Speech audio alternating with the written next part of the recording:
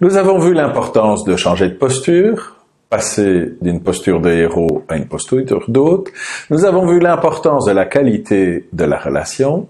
Nous allons aborder maintenant l'importance de clarifier la poignée de main invisible. Qu'est-ce que la poignée de main invisible ou la poignée de main implicite? C'est le fait que l'entreprise a un certain nombre d'évidences qui ne sont pas forcément explicitées ou formalisées.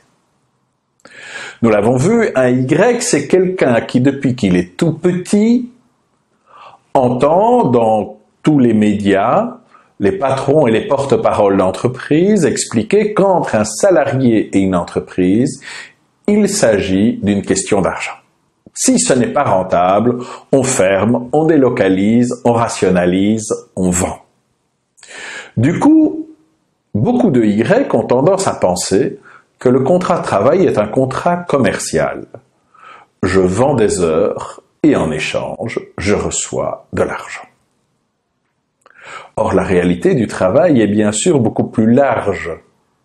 Il y a quelques années de ça, dans un atelier, des jeunes me disaient « Yannick Noah serait le chef d'équipe idéal ». Pourquoi? Parce que Yannick Noah, il suffit de le voir pour savoir ce qu'il attend de nous et ce qu'on peut attendre de lui. Voilà bien le cœur du contrat implicite ou de la poignée de main invisible. Qu'est-ce qu'on attend exactement de moi et qu'est-ce que je peux attendre exactement du travail?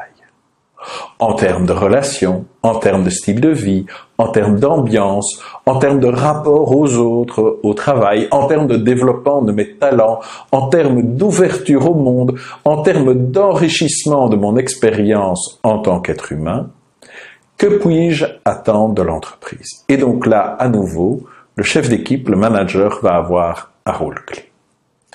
Pour clarifier auprès du Y ce qui constitue le véritable contrat. Je vais prendre un exemple simple. Dans certaines entreprises, l'ancienneté a une valeur en soi. Je pense par exemple à certaines entreprises de métallurgie fine où le simple fait d'être là depuis longtemps permet d'avoir un geste, permet d'avoir un savoir-faire spécifique. Et donc il est logique de préciser dans ces entreprises-là que le respect des anciens n'est pas discutable.